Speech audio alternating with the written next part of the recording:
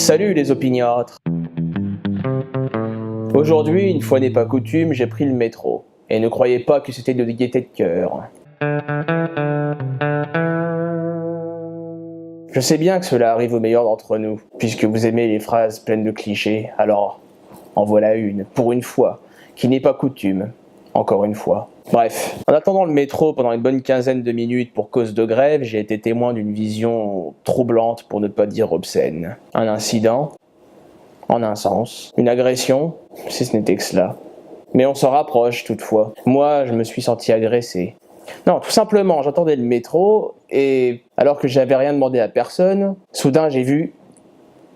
Tadam, une affiche. Bon, a priori, pas de quoi pavoiser. Mais accrochez-vous tout de même à votre slip parce que ça pourrait bien le déchirer.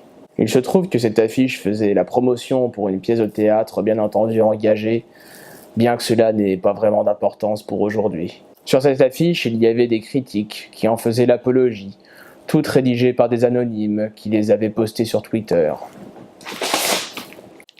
Un spectacle bouleversant, surtout en cette période où Trump est président, s'exprimait un connecté. La meilleure prestation de son acteur principal, et les giaquettes un deuxième.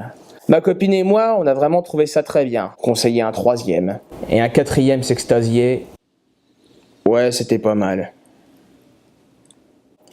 Il devait y en avoir une dizaine de ces critiques twitteridiennes et pas une seule de négative. Difficile à croire, bien que tout à fait logique. Alors on est en droit de se demander, en quoi ces anonymes qui envahissent constamment la toile de leurs opinions sont-ils légitimes pour faire de leurs critiques un argument de vente ? Que donne son avis sur internet ? Bon, très bien, c'est un petit peu là pour ça, non ? Je suis en train de vous le prouver en ce moment. Mais qu'on utilise l'avis du premier pignouf venu voir un spectacle pour qu'il dise que c'était bien et qu'il tweete sans aucune réflexion, mais qu'on espère quand même qu'il y verra une consonance politique et sociale, puis foutre son tweet sur l'affiche en espérant attirer un deuxième pignouf qui lui aussi verra peut-être la consonance politique et sociale et qui tweetera à son tour, bah, tout ça va un petit peu trop loin en termes de confusion, vous trouvez pas ?